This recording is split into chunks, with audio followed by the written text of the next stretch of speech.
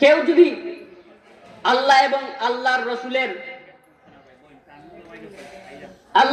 আল্লাহর রসুলকে তার মা বাবা, ভাই বোন, আত্মীয় স্বজন, সম্পদ, ব্যবসা বাণিজ্যের ঊর্ধ্বে গিয়েও ভালোবাসতে না পারে, তাহলে সে খাঁটি মুমিন হতে পারে না। এখন খাঁটি মুমিন হওয়ার একমাত্র পথ হচ্ছে আল্লাহ এবং আল্লাহর রাসূল।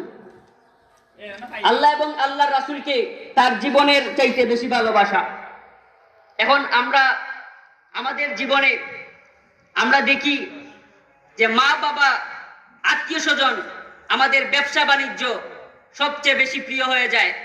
আমাদের রাজনীতি, আমাদের পলিটিক্স সবচেয়ে বেশি প্রিয় হয়ে যায়। গত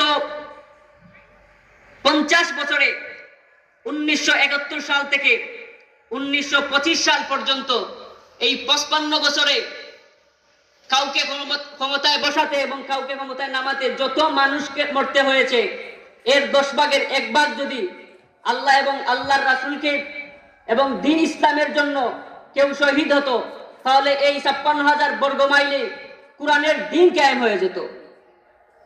কিন্তু আমরা তো আল্লাহ এবং আল্লাহর রাসূলের ভালোবাসাকে ভুলে গিয়েছি। আমরা নবীর তরিকা ভুলে গিয়েছি, নবীর আদর্শ ভুলে গিয়েছি। আমরা নবীর আদর্শ ভুলে গিয়ে